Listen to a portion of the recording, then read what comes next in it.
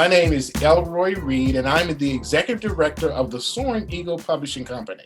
This is a new endeavor that we're embarking on called the Urban Town Hall. Tonight, we have several panelists and a special guest. First of all, I'd like to introduce our co-host, Anita Hanna.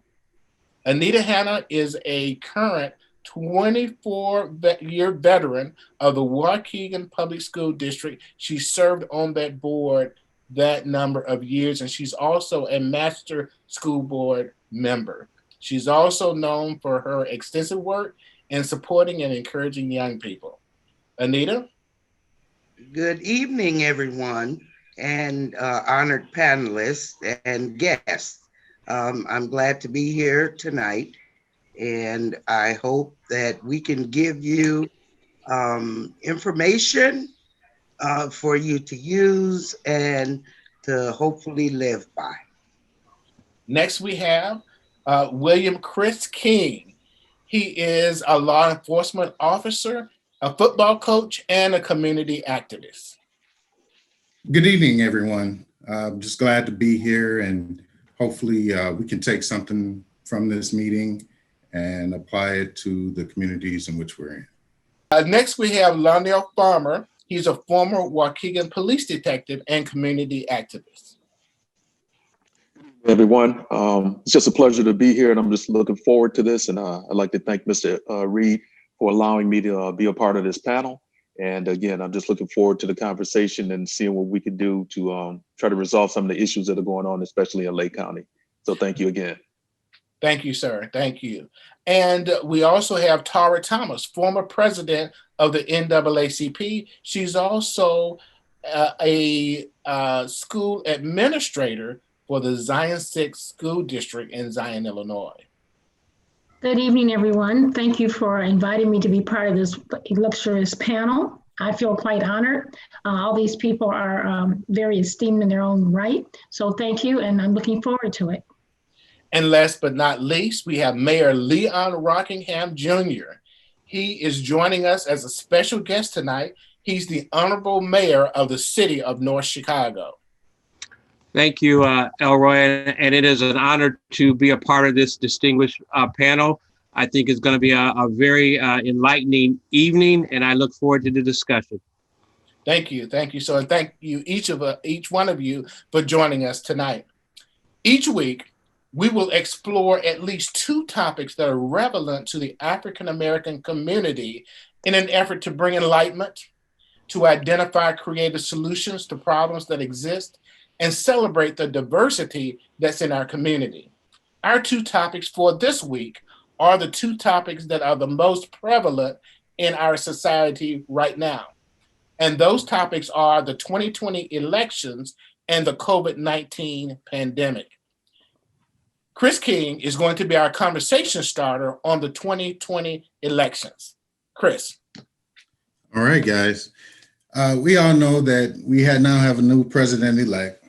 But while the elections were going on, I was just sitting there, watching the numbers come in and whatnot.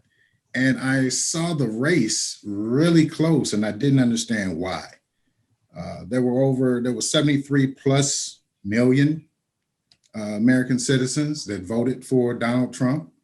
And you can't tell me that there are like 73 plus million people that have the same ideology as he does. So I sat back and started thinking about, the dynamics. And I suddenly realized that people don't rank. So from my instance, I wouldn't vote for Trump because I don't believe that he has all Americans' best interests in mind.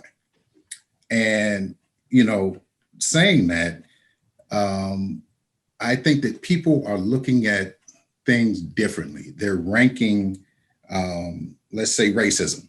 It may not be at the top of their list. It may be third. It may be fifth out of 10 or whatever. But I think that what is going on, the phenomenon that's going on, is possibly people are looking at this through different lenses. I know Black friends of mine who have voted for Donald Trump. Now, they won't come out and say it, publicly. But a phone call, Yeah, I had to vote for Trump. Well, why? Well, my investments, my businesses, so forth. So it's like, wow. So I'm in this doctoral program, and one of my colleagues actually did a survey of where do you rank the nation's troubles? And she sent it out to various groups, various races.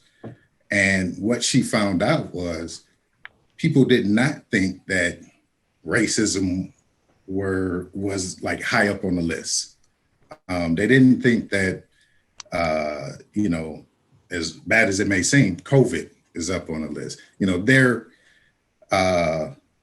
They had different rankings on how the things affect them.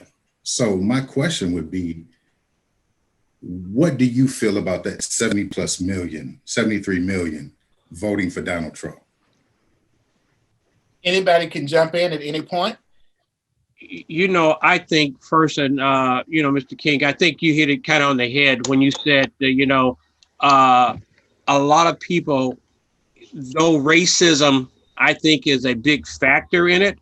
I think COVID is a big factor in it as far as how people went and voted for Trump. But I think that the number one is, when I talk to people that said they are voting for him, is their 401k, their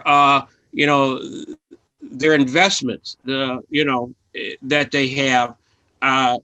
They feel that he is has made, had the stock market, continue to go up. But, if you really look at it, he has divided this country in such a way that, we don't know how long it's going to take to heal it. Exactly. Thank you. Heal. Because, you here in Lake County, we're a Democratic community, and we look at things and we see things in our Democratic eyes. But look across the country and you see a lot of red on that map, and they are truly Republicans. As he said, I can go out and shoot somebody and they'll still support me. And it almost showed during this election. So I think that, it's other factors, like you say, other than the COVID and the racism that's here. Well, let me say, I was born in Detroit. My adopted family home here is North Chicago. I mean, people ask me, they all think I live in North Chicago. That's really what I claim, because it's so much like Detroit.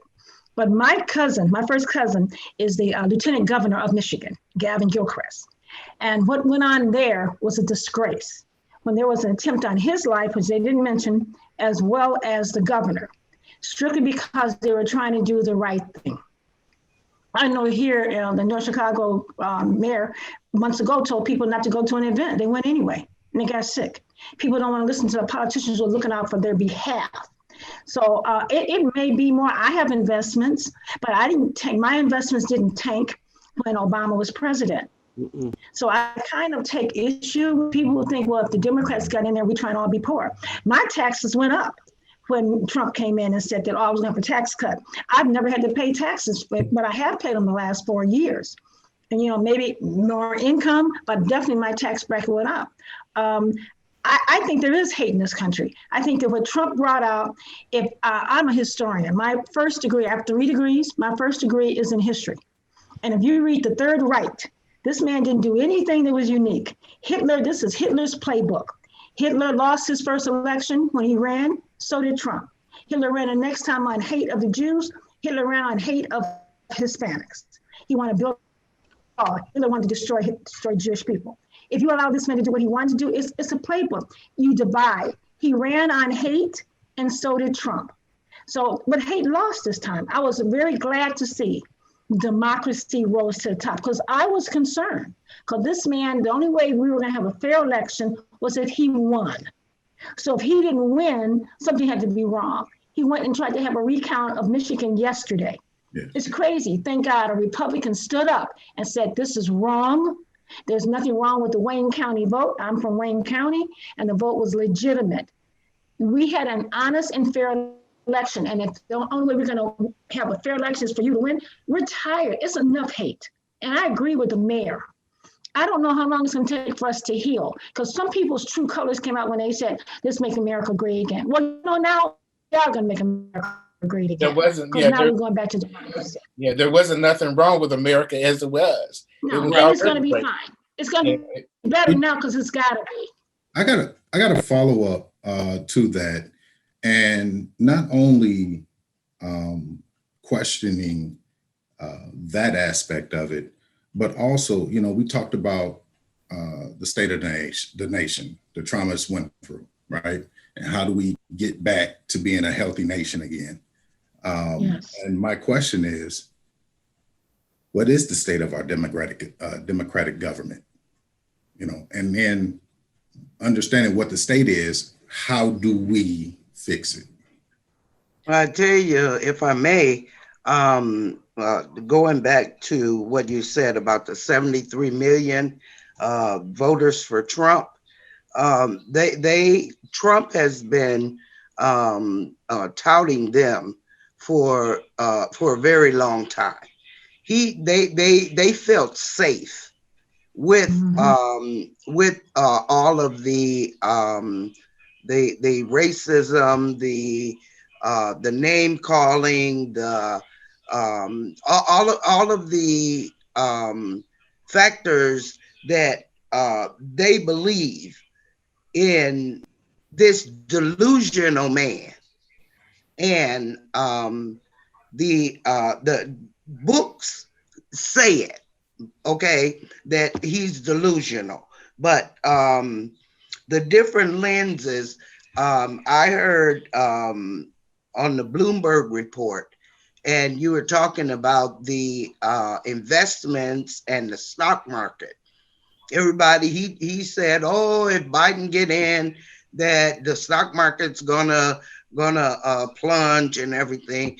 But financial people are saying that if Biden gets in, it's not going to be any different. No. So those are just scare tactics that he used. I agree.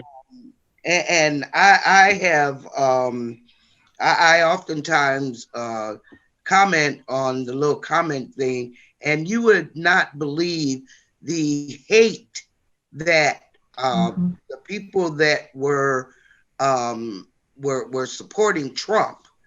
I mean, it was awful.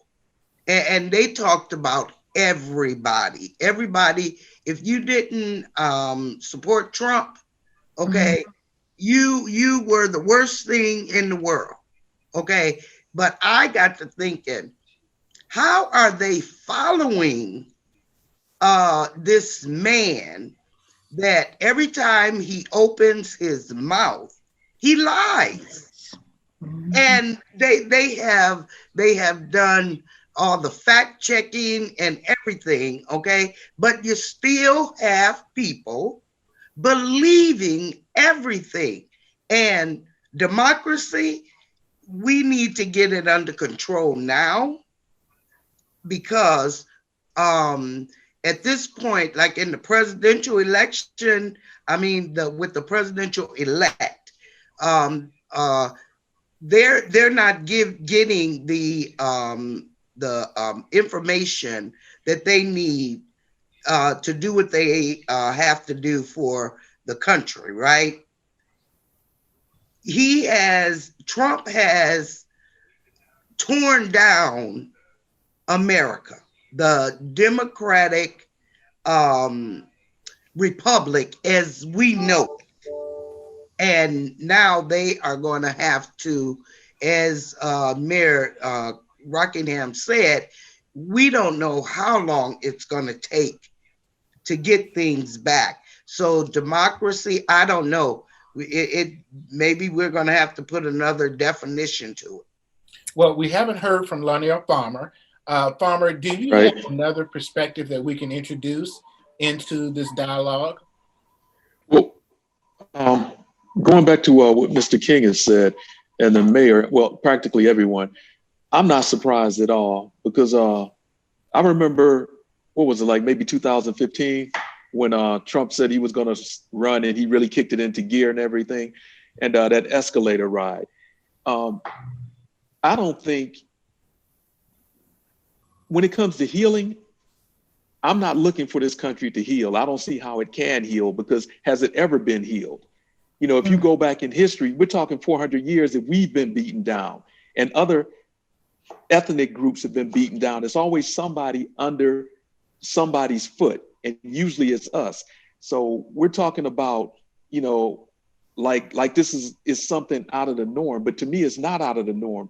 What I look at it as, Trump came in and he just took the Band-Aid off the gaping wound. Mm-hmm. And so I know people that I used to work with, and you know, they would call me a friend, but I found out they were just coworkers. Mm-hmm. And so right now, what's happening, because I can walk out my front door and I can see a Trump flag still flying. Mm-hmm. The election is over. And what's happening right now, Trump is going to continue to do what he did at the beginning. He's told us from day one exactly what he was going to do. And I forgot who said it earlier about what Trump has said about walking out on Fifth Avenue, he can shoot somebody and get away with it. Trump is no more than a dictator.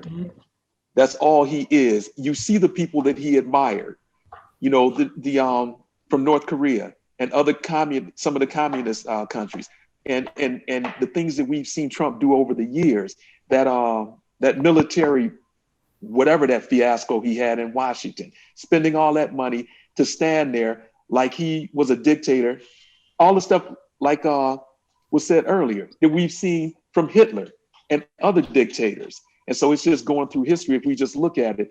And, you know, as Mr. King has said, what I keep reminding people is that 70 plus million people voted for Trump.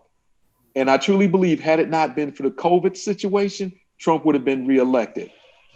And it's frightening. And right now, I'm just looking at self-preservation and getting to, I think normal is gone. The old normal, whatever that was, all of that stuff is gone. With that. Yeah, right. It's gone. We got to find a new normal. Yes. You know, yeah, it's definitely a different world. Because I mean, look, right, what I was waiting on, and I was saying this early on, I could not wait to that Tuesday. I think it was November 3rd when the election was. And so after November 3rd, I remember going to bed that night and everything was up in the air. And they're still saying that it's up in the air, but we know that the election is over, and we know the president-elect is Joe Biden. And come January 20th, Joe Biden is going to be the new president, and Kamala Harris is going to be the new VP. So we're ushering in a whole new something to this entire country. And so the hate is going to continue, because we know as a Black woman what kind of hate she's getting now as a senator when she was a senator, and what kind of hate she's going to get as a VP. And God forbid that anything happens to Joe Biden, she becomes president. I think we haven't even seen the beginning of it yet. Absolutely, I agree. I want to chime in, and then we're going to ask Tara Thomas to present her thoughts on the election. But I wanted there's 2 points that I want to make that are relevant to what people have said. The first point, and let me tell a story. When I graduated from the University of Arkansas in Fayetteville with a degree in industrial engineering, my first job was in Tupelo, Mississippi. And I remember getting into a conversation with a white gentleman because there were some issues about race then. And what he told me, he said the Civil War was not fought over race. He said it was fought over economics. It's true. And so but I think race was still a major factor in that economics. We can use these Black folks to do this work for us for free. That's true. Well, fast forward, we have the same issue. People are saying that it's about economics. A lot of people are saying, those people who are for white and Black, who are for Trump, the excuse that they're using is that it's about economics. And I've already heard that echoed here. But the truth is, it's now about race. It's about white people looking at TV and seeing racially ambiguous children on Cheerio commercials. and they're saying that our country is changing Mhm. and we don't like it. We don't like black men having sex with white women, and we're going to stop it. And that's what the whole racial issue is. And I know I'm going to make some people mad by saying that, but that's the truth. You know, that's a big factor in race. We want society wants classism. Some people want to be better than others, and therein lies the rub when it comes to race. And You're telling the truth. You're telling the truth, and being afraid. I mean, we can tell the truth all night and day on here, and other than saying anything with lollipops and candy canes, we're going to make some people mad. So we can speak the truth and we can move on knowing that we are talking the truth. And we know better than what America is saying, you know, what they're saying about the election, what they're saying about racial issues and all of that other stuff, because we've all lived this stuff, you know, because when I talk, I'm talking stuff that I've lived, factual stuff that I've gone through. So I think, you know, this is good dialogue. and I want to go And I back to think what you said. it's not feudal dialogue. And Tara, you're next. But I don't think it's feudal dialogue, even though we can tell the truth all day and all night. It's not feudal because once people are confronted with the truth, straight up, they have a choice of accepting it and modifying their behavior. And over time, they come to their senses. You know, that's the whole effort of the civil rights movement. People over time have changed their mindset. Not everybody. But because they can't move like they want to anymore, because it's frowned upon. So you got to move a different way. So, you know, when we talk about race, see, I know we're getting off a little bit, but when you're talking about race can be talking about woven into anything that we talk about. Economics, homelessness, joblessness. We can talk about race throughout all that. Well, there are byproducts that contribute to those disparities, if you will. Yes. I just want to bring it home to here in Lake County. On when Trump was coming into the Waukegan airport, I was out there. I was amazed. Yeah, I saw that Okay. too. Tailgating. I was amazed at the number of mega hats, okay, that were out there in the crowd. Okay, I'm like, oh, are these people here in Waukegan? Are they? Did they come from other places? But it was just amazing to see the number of people that were there. Okay, right here in Lake County. Okay, in the interest of time, Tara, we didn't give you your Yeah, I was trying to make sure my computer doesn't cut off. I just wanted to go back to what you said in economics, because I did a thesis paper on that. And true, it was economics, but the economics was Black people. So when they say that, you know, that's true. But we were the economics. And the problem was that you had free labor in the South. So they were making more money for the same products that they might produce in the North. North had to pay people. So they didn't have to. So the economics was Black people. So you're right. It was, you know, and it still is. But in terms of this election, it's sad. I look around where I live. I received threatening things in my mail, and I was shocked. And I know that it had the people who the mail wasn't indiscriminately delivered because there's only 2 Blacks in my particular where I'm at. And both of us, one's a surgeon, both of us received the same hate mail. We checked with our other neighbors, they didn't receive any. And this was like 3 weeks before the election. So people felt comfortable that they could say and do things to certain people of color. And I think that because of demographics, the numbers of white people, they're shrinking. And when I listen to people saying that, you know, they're worried about abortion, all this, they're worried about abortion for white people. They care less how many Black people have abortions. Don't get that twisted. They don't care if brown people have abortions. You know, under administration, 1,500 women were sterilized. Nobody said anything about that. Under his administration, kids were put in cage. Nobody said anything about that. But you do that to some white children, there's going to be an uprise. Just like there was no drug problem in America until white kids started using drugs and they started having overdoses. As long as they were doing it to us in the 20s, 30s, 40s, 50s, it was no problem. It was profitable. It was economics, okay? It was feasible. So these issues we're having is because their numbers demographically, the population is shrinking. They're worried about 2040, 2050. They're kind of dealing with today in 2020. But in 2040, this nation's gonna be brown. It's so mixed. And you're right, Mr. Reed, about the intermarrying. They hate it. That's why they didn't want integration in schools. It wasn't because they were afraid of our knowledge, and they should have been, because there's a lot of intelligent Black people, as I'm sure Mrs. Hanna can attest to. But they're concerned about their numbers and who's going to end up running this country 2060, okay? The chances of being somebody who looks like Trump is very slim. You already have the vice president. The president-elect is 74 years old, 76? He'll be 80. Is he going to run a second time? I don't know. So who does that put next in line? They're concerned about politics. That's what it is. You know, The thing too. when we talk about this election, you know, we talk about COVID, we talk about racism, but I think a big factor in the reason Biden did win is the Black Lives Matter that has went on in our country prior to this election. You know, if Floyd hadn't had his neck, been killed, or Breonna Taylor. And it wasn't just Blacks. I mean, whites came out and said, this is wrong and this should not happen in our country.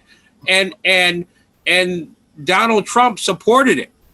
And, and I think that was a lot of a reason why you seen those independents, a lot of those that might have been on the fence which way to vote. I think that the Black Lives Matter issue was also a factor in the reason President-elect Biden is there now. They seen how Trump was in there, and he did not come out and said this is wrong in our country.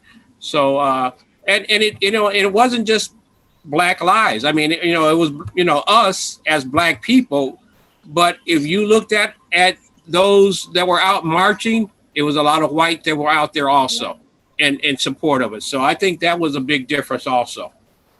Well, you look at, let's look at some numbers in Lake County. And, Mr. King, I know he said that he had done some numbers and all of that stuff. I was looking at stuff nationally, and it right now, unless my math was off, it looked like maybe about 50% or a little bit more voted nationally and locally in Lake County. And I have those statistics. We have, okay. And I don't mean to interrupt you, so let me give you this. Okay. In Lake County. 69% of the people who were, no, let me, hold on, I got it written down. Okay, 69.3% of the registered voters exactly in Lake County voted, which is about 3 times the normal rate. About 25 to 30% in normal elections of the people who are registered vote. This time, nearly 70% of the people who were registered voted. But go on. I was just gonna say that's sad because you hear those numbers and they like to put 70% of the vote was counted, but then you have to realize, like you said, that's 70% of the registered voters or 60% of the registered voters, which is kind of sad. And even with an election as I don't even know what the right word is, as polarizing as this election was, yeah. we still couldn't get a majority of the people to come out and vote, of the registered voters, and then get the majority. I'm sorry. Well, it should have been 100%, because right, it should have been, or even more people get registered to vote. Where we're looking at not the registered voters, but the population. If you, as a lot of these elected officials that are here know that it is hard to get a turnout in Lake County or a lot of places. So when you say 69%, That's a landslide That for, is a landslide. for our community. I mean, for us to come out, because I mean, I've run, 10 elections, and if I can get to that 30-35%, I thought I'm doing well. And as much as you try to get the people to come out to vote, it is hard to do it. It really is. It is. Now, And I understand that, and you're 100% and you don't know correct. why. But You're that's right. sad though. It That's is. sad in itself. But these same people, I look at it as people just don't understand the importance of it, because Exactly. like Miss Reed, like Miss Thomas has said, this country is changing, and they are going to fight to the death to make sure that they stay on top and everyone else is on the bottom. Mhm. So it could be one person without any melanin, and that one person is still going to try to have their foot on the rest of us. And it's really sad. And so that's what I don't understand. What is needed to get people out to at least register to vote and then get them to the polls? It's disheartening. Well, now I think in some instances there's a lack of trust. We talk about lack of trust police officers, right? Man, we got a lack of trust with politicians. So we don't trust things that are coming out of their mouths as to what they say they're going to do. So it's almost, and I've heard this. I've just been out talking to folk, and actually I got on one brother in the barbershop because he, I'm just going to worry about myself. I ain't worried about nobody else. And it's like, no, brother, you got a responsibility. But just knowing where he's coming from, it's like, hey, I get it. You don't trust that man to do what you need to get done. So you're going to rely on yourself, which you're not using your resources. And sometimes you're going to succeed. But a lot of time, if you don't have help, you're going to fall a little short. Mm-hmm. So with the turnout for the election, I mean, that was something real that I just shared with you all coming from somebody else. Yeah. This election's been a very. Go ahead, Tara. I agree with what Mayor Rockingham said. 70%. I mean, it'd be great to have 100% of anything. And Ms. Hannah, she's an elected official. 70% was enormous. They said this was the largest turnout for an election ever. And to get to 100%, this darn near is 100%. 70, and Mr. Farmer, is sad. It is. It's sad that we have gotten apathetic and we have got comfortable. When I was little, my mother told me about Martin Luther King and what it meant for that movement when she was going to college, and why everyone in our family, it was important for us to go on and go to college. But a lot of parents today, these young parents, they don't talk to their kids. I mean, when I was younger, and not even that long ago, you could go to church, you get there early, get a parking space. You try to get there early so you can make sure you got your own pew. Now you can walk in church anytime because people aren't taking their kids to church, which was a foundation for our race. And there's nothing to be ashamed of, okay? Before we started this, we started on a prayer, amen. And we need to get back to that. But these young parents, they don't know their history. I mean, Miss Anna is probably too. I was in education in the classroom. Parents don't even I had kids telling me Martin Luther King, that he died in 2010, with 9/11. They don't even know because the parents don't talk to them. My mother told me my history, which is probably why I have a cousin now who's a lieutenant governor of Michigan. We grew up knowing it at our table. We discussed politics. They didn't care that kids were at the table. But nowadays, a lot of these kids aren't even allowed to be children. They're being adults. They're making a living for the families on the corner. They don't even have a chance to play with their Barbie dolls because Barbie dolls are tweaking. It's crazy. So we've got to get back to even helping our own people. Black Lives Matter. I'm with you, Mayor. That was one of the best things that could have happened because you know what? Black lives, they do matter. Being against the police, I'm not for that. Because I tell you, I don't care who it is, you let something happen, who's the first person they're going to call? 911. Can you come help me? Okay? Right. Bad police and I think that's very key. That's very key to note. I don't think any of us are for defunding the police. Right. We just want that right. Oh, We just want to do right. You know what? But okay, so I mean, don't want to jump off into that because I know we got somewhere else to go. But you know that I don't agree with that. But I do agree with let's say, Mayor, you guys want to have some training for your police officers, right? So maybe if I have a training for my police officer and then I have a community engagement activity. Exactly. So we're not defunding, we're just allocating funds so we can come to some common ground here. Right. We're putting more funds into the policing effort that's going to be community engaging. A long time ago, they used to have Officer Friendly who would go out and make and develop relationships with the kids in the community. I don't see that happening now. That works, Mr. Reed. In Detroit, the police, my mother is on the police department. I think they have it in North Chicago too, a community panel. And we have the police in my community, where I grew up in Palmer Woods, Michigan, and Palmer Woods is a community in Detroit. The police can walk.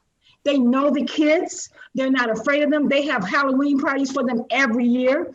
The older people, my mom's like 70, the older people, they make dinners for the police every other month. So those kind of situations you're talking about, they work.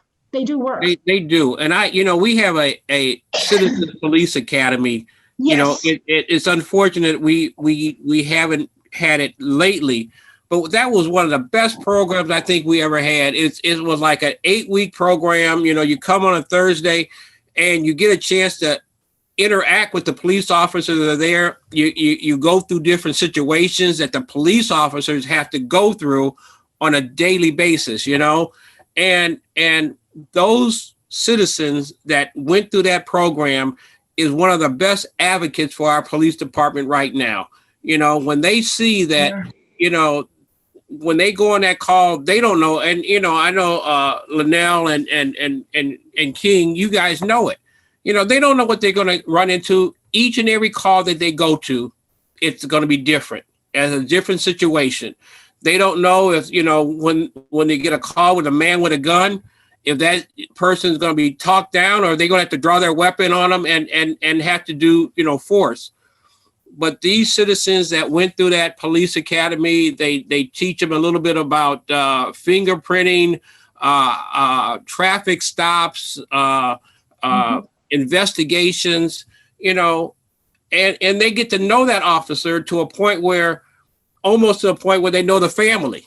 And they know that that officer wants to go home to his family, just like any one of us when they come off the job, and so, these are the things that I think we've got to instill in more of the residents out there. We got to be more transparent in regards to what our officers go through and their situation. And I think you're right also that, our officers have got to learn also, because a lot of times our officers are coming from other communities to be here in Waukegan, North Chicago, Zion, and they don't know how we communicate compared to where they come from communicate. And just because a Black person raises our voice doesn't mean that he's confrontational. He just raising his voice because that's the way we talk sometimes. And there's some inherent fear among whites about Blacks, and so if they behave in such a way that they're not accustomed to behaving, then there's fear and an inappropriate response. Exactly. As moderator, I have to kind of wrap this up because we have another segment. But Londell Farmer indicated through chat that he was 100% for defunding the police. I want to hear. So yeah, we want to hear from Farmer why he's saying that. And what that looks like. Yeah, just okay, because okay, and Mr. King knows this. On the police department, and I'm sure the mayor knows this too. There's a certain budget that's allocated for the police department, and I know as an officer that I'm making an X amount of dollars per year. And if I'm not making what I think I should be making, there's other ways that I can make money. Okay, there are overtime jobs. You can start creating your own overtime. let's say at the end of a shift, you know, I'm working an 8-hour or 12-hour shift. Okay, I pull a car over. I'm supposed to get off at midnight. I pull a car over at 11:30. I can milk that thing to 4 o'clock in the morning, overtime. So what I'm saying is these departments, I don't look at them as not having enough money. I look at them Check as that. misusing the money. All right, No, I mean, these are things that happen. These little tricks of the trade, I guess I you would know. call them. Yeah, Okay.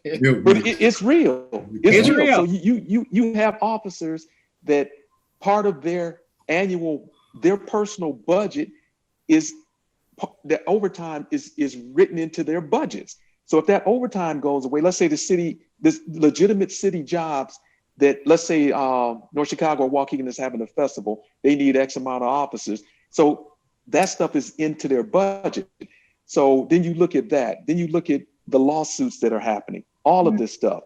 And none of that stuff is changing. And the unions are not going to allow that to change where these lawsuits stop happening. So what happens is, and a lot of taxpayers don't realize that this money is coming out of the taxpayers' pockets. So Indeed. I don't know what happened. As moderator, we have strayed from the topic, which is Sorry. the 2020 elections. This is Right. a critical discussion and topic, though. So we're going to press pause and talk about this on another show. Right now, we're going to take a break, and we're going to enjoy this entertainment.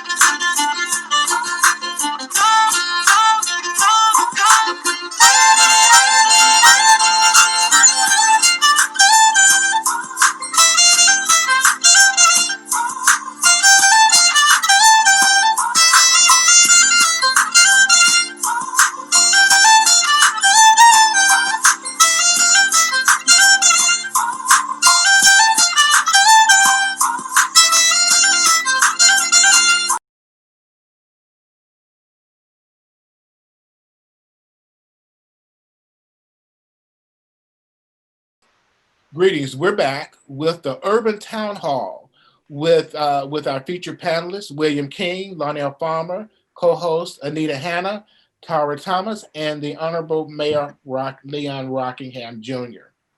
Our second topic today is COVID-19 and the pandemic that we're currently in. We're in a critical stage of the pandemic. There's a resurgence of the virus, and it's impacting the whole nation. Here in Lake County, the Lake County Health Department issued this statement today. The Lake County Health Department is urging the public to avoid social gatherings and stay home as much as possible to slow the rapid resurgence of COVID-19. In just 1 month, our rate of new cases has quadrupled in Lake County, and hospitalizations are increasing back to where they were in the spring, said Mark Pfizer, Executive Director of the Lake County Health Department. Indoor gatherings with people from different households coming together are a high-risk activity when so many people are currently infected with COVID-19.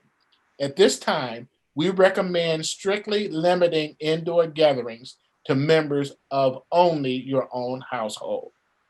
So that's what the Lake County Health Department is saying to the community, and they are instituting a new mitigation level, which is level 3. And so there are constraints that goes along with that. So Anita, would you jump in with as our conversation starter on the COVID-19 pandemic? Yes, thank you, Mr. Reed. Well, I'd like to tell you all that I am a certified contact tracer, and I got my certification through John Hopkins Bloomberg School of Public Health, and it's very interesting, the pandemic that is happening right now. But one of the things that I want to stress, and I want to piggyback off of what Mr. Reed said, that the largest number of coronavirus cases um, and I'm going statewide, okay, are in the age group of 20 to 29. Wow.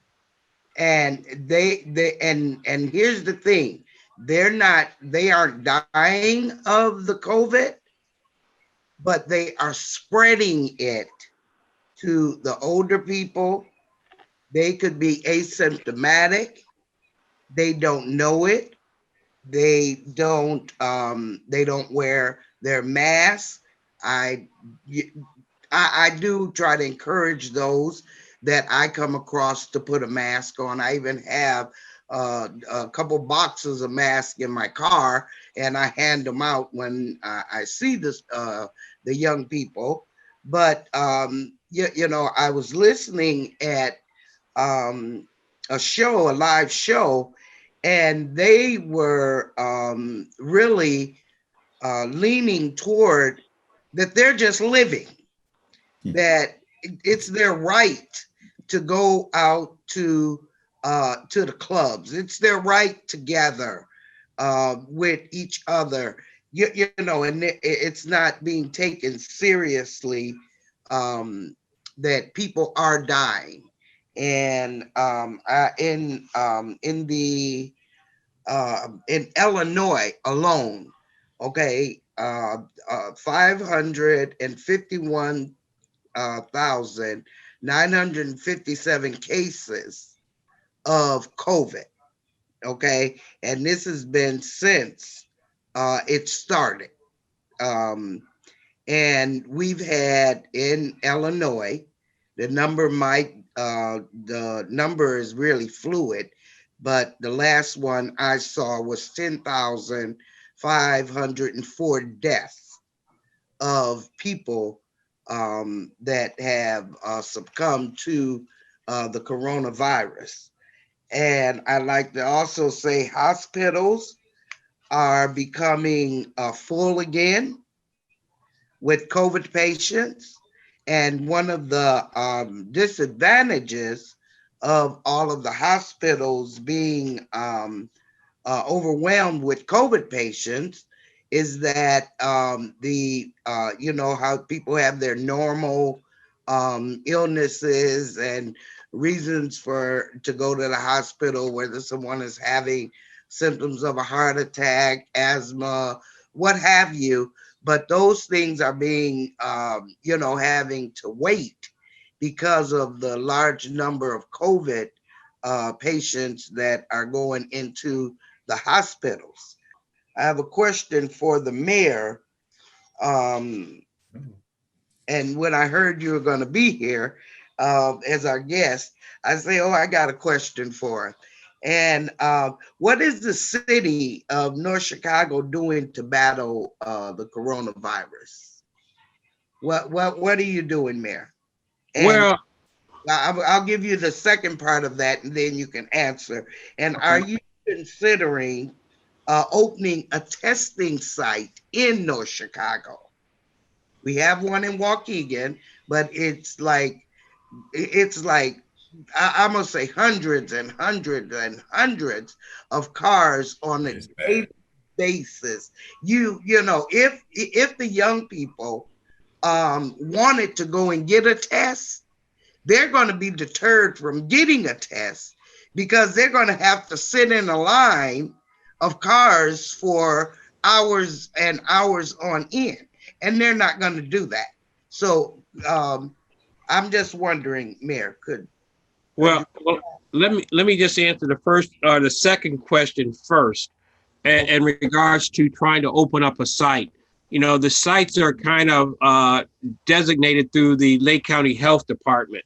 That's not something that a community can just open up on their own, because the Lake County Health Department is the one that issues all the testing facilities. I mean, the equipment for the testing. So that's why you see on TV all these massive lines in Chicago and different places around, because the county or the health department is the ones that designate certain areas to have testing facilities. And those cars you see are cars from all over Lake County, because I don't think that I think that Waukegan is one of the only testing sites in Lake County that I'm aware of, that you can have to find that test. And you're right. If you drive by in July, in June and July, at that testing site, you could drive up and get tested right away. Right. But now that it's gotten back and their numbers are continuing to go up in Lake County, that the line wraps around, from Belvedere all the way down Genesee Street, back over on Sheridan Road before you can even get in. But you're getting cars from all over. Let me just insert something real quick. I thought that Rosalind Franklin University in North Chicago had a testing site, and I know it was by reservation only, but is that still up? Yeah, and you are able to get tested at some doctors' facilities, but and I think that is also, you have to have insurance there also to be tested.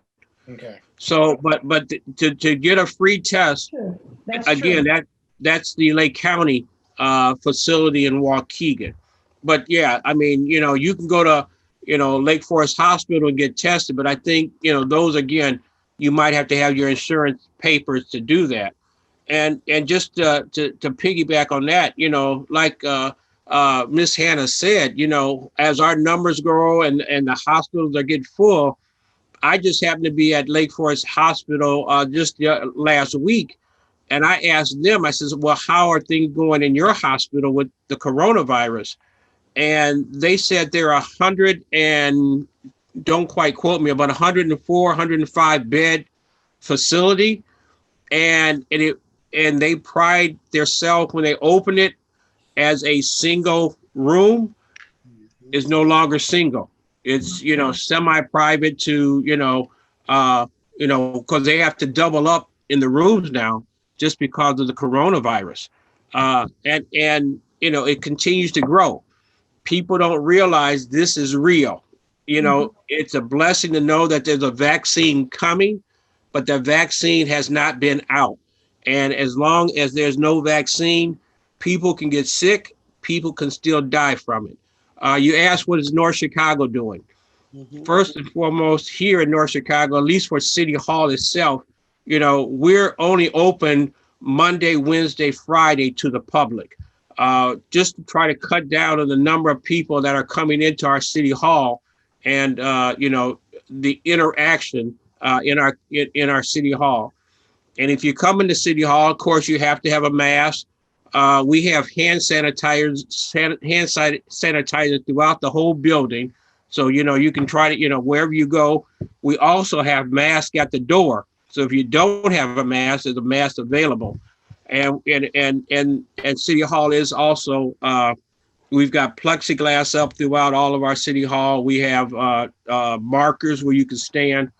But also, we have gone out to the businesses and let them know that, now with the governor's, stay-at-home order, unfortunately, Toby's just reopened. couple of months ago, they're closed back up again. A lot of our restaurants are closed. The fast foods, they no longer can have dining in. They've got to all go through the drive-through. And those are the things that I'm having my officers at least monitor. I'm not going out to say you're going to get a ticket for it, but they will go in and let the businesses know, these are some of the things you have to adhere to. Now, if I do find out that these businesses aren't, then I'm going to have to take the next step and, either do some type of fine or, close their business down. Well, I guess my question, is to, our panel is, and I think kind of Miss Hannah even mentioned it. How do we as a community get people to understand that this is a serious, virus that's there? It's serious that, that the older are more susceptible to, possibly dying. That I guess that's, and we know that Waukegan, North Chicago, and Zion, and some of our surrounding communities, most of our people are the essential workers. If you go into Libertyville and Gurnee and some of the other places, those people that are working can work from home. It's our people that are at the Walmarts working. They're at the Amazons, distributing the supplies. They're at Rosalind Franklin or James A. Lovell Healthcare. They're at the Great Lakes because they have to be at work. And we're the ones that our numbers are rising quicker because they're the ones that are more out in public. They're outside of their bubble.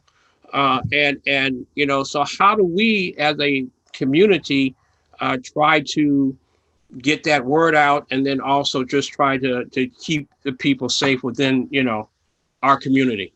I guess that's kind of what I would like to open up to the panel. Yeah. And I have failed to say this, and this is very important, that the coronavirus is affecting African Americans and Hispanics more so than any other of the demographics. We are getting hit a lot harder because of underlying health conditions and that sort of thing. Yeah.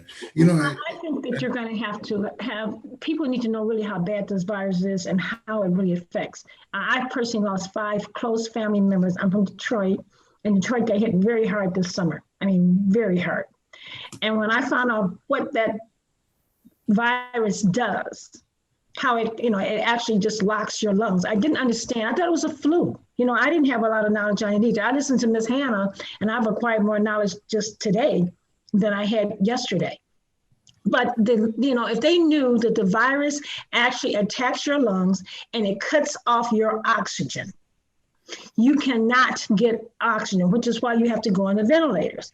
I think if they actually could see animation or photos of how this virus attacks your body. And I didn't know it was 20 to 29. And I can understand it because they're the ones going out thinking that they're fearless. But if you understand how the virus works, if people would just say that, we all talk about the virus and we discuss the virus, but you don't discuss how it works, how it attacks you. And Ms. Hannah, you might be right. It might be airborne because I don't think they actually know really how it's congested. They said, well, you got to cover your eyes. So we're going to have to cover our eyes, our nose, our mouth. That's air. Mm-hmm. That's airborne, just like you're saying. Right. So I think we can do, if the reporters, if the meteorologists, if everybody would just show the real pictures of the virus and what it does, and show people in these nursing homes and in the hospitals and how they're actually suffering. It's like, it's almost something they hear about, but they can't relate to it. That's the problem. It becomes prevalent, and then Chris, like you were going to say something, but it comes home when you know people who have died. That's true. And I know people who have died from the virus. In Lake County, There's been 556 deaths. These are people that live and breathe, our neighbors, who have actually died from the COVID-19 virus. Chris. Yeah, I was just going to say that a lot of people don't take it seriously because it hasn't hit home. It hasn't affected someone that they personally know or themselves. And then as far as the effects it has on the body, you know, these young folks, I can say that now, right? So these young folks feel that they can recover, what I think is it's a false sense of confidence as far as, hey, I'll bounce back. But I just heard on the news that there was some R&B singer, I think he's like 25, 26, and he's on a ventilator right now. Yes. You know, so that, you know, when I heard that, I was like, wow. So I think it comes, you have to have a responsibility. So whenever I go out, let's say I'm back on duty, you know, my job is to lessen the contact I have out there because I got to come home and I don't want to infect them. But I don't think enough people are really taking that into account. They're not being responsible. It's me. I'm, you know, I'm good. I'm gonna go over here. But then you coming in contact with auntie, grandma, uncle, you know, you're being irresponsible now.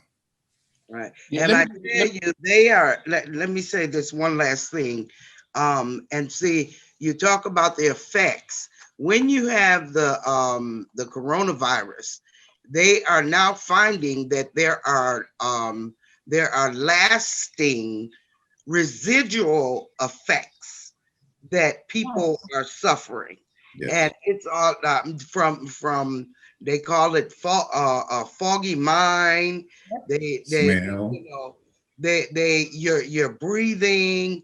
That those are the long-term effects. So someone may be just mildly sick with it, but they don't know how it has affected long-term in their body.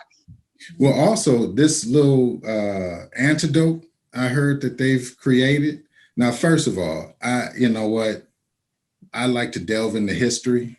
So I don't like this stuff to repeat itself, you know, here and now. So I don't want to be a part of another Tuskegee experiment. Yeah. You know, I got a lot of friends. Oh, I'm going to take it. Well, you know what, brother? I'm going to watch you for about a year and a half. And because it said it's supposed to change your chemistry. And, you know, when you start talking about the body and the chemistry of the body, DNA.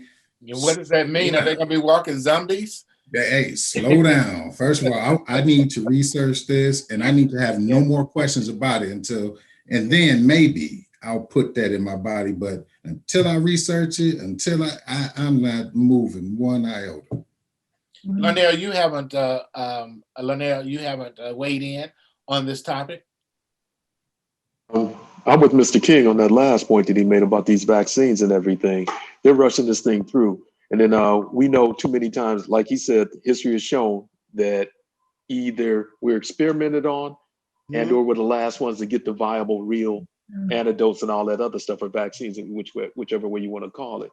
But I'm not going to be in line. I'm like Mr. King, a year and a half, 2 years, and then I still want to see some numbers because we know money pushes everything. Money is the bottom line with most stuff. And then, you know, the numbers are going up all across this country. And, you know, we talk about this thing and we all, well, personally, I had it, you know, I found out I had it at the end of September and thank God I only had mild symptoms. You know, the worst that happened to me was I felt like I had a cold. But now that I'm listening to Miss Hannah, I'm scared. She's scaring me that, you know, I got a foggy mind or something. So all of that, but, you know, I feel fine. And I don't think it has affected me.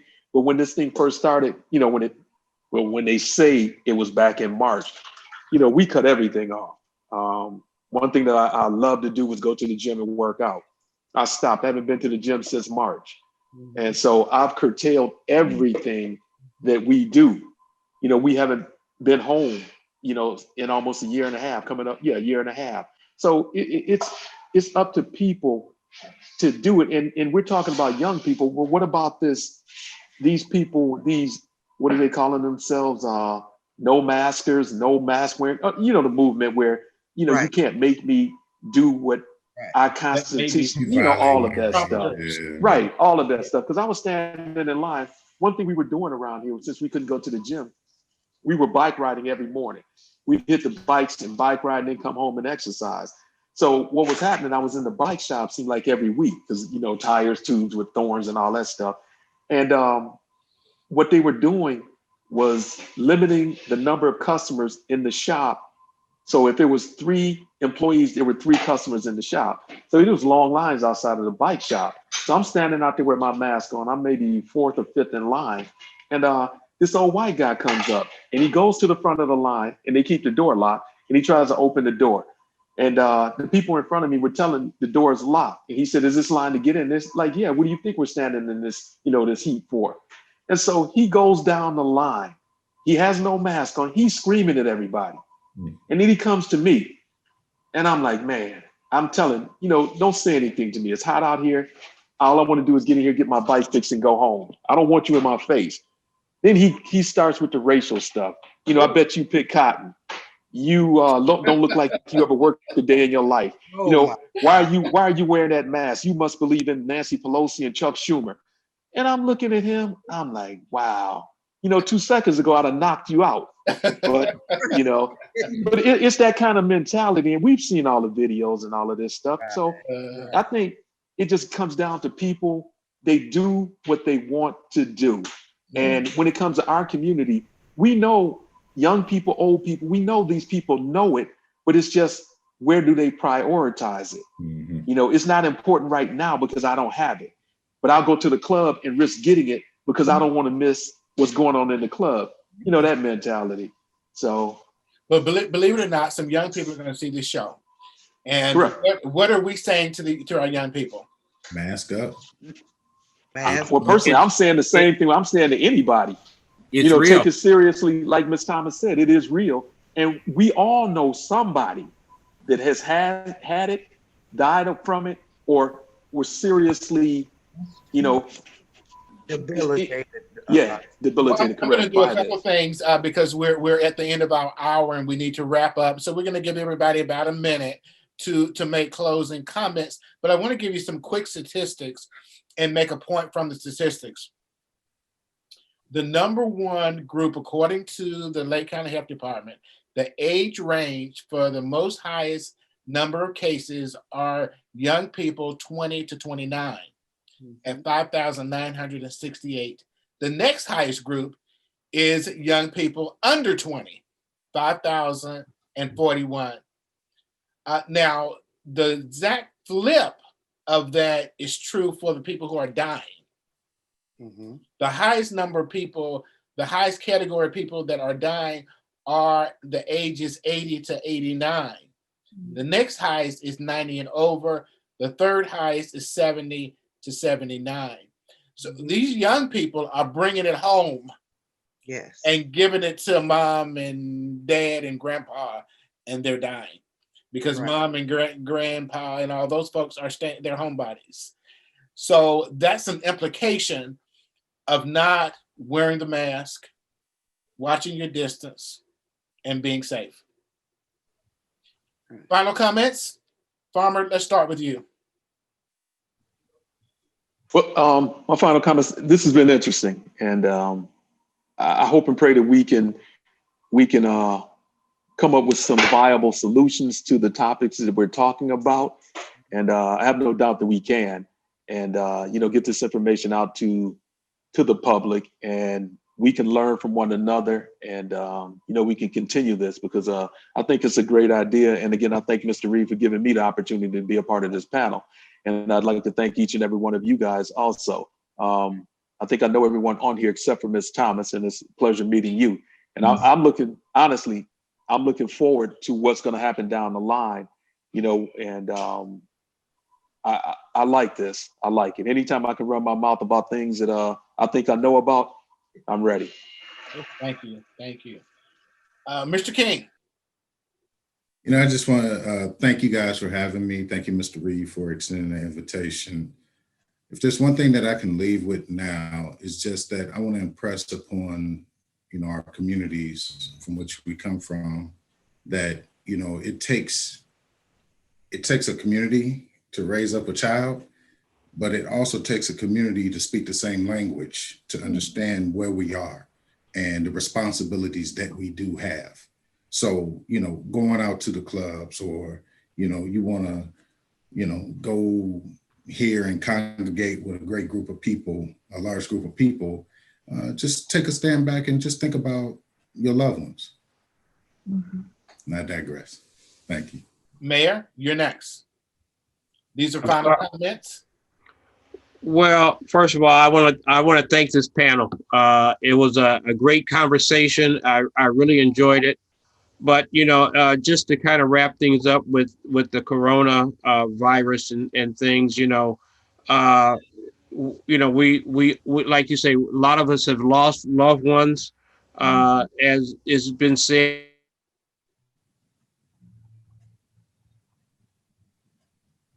Okay, we got a freeze on Mayor Leon Rockingham. Don't know what the technical issue is. Tara Thomas, what are your final comments? 1 minute. Okay, I'll do it less. I'm a talker, but I appreciate being with this panel. I do know, I think, most of the people on the panel, and I'm very happy to meet you, Mr. Farmer. It was a pleasure. Also, Mr. King, but I think I've seen Mr. King before. Yes. This panel can be very powerful, and we can make an impact. Ms. Hannah has a reputation that is renowned. People will listen to her. I listen to her.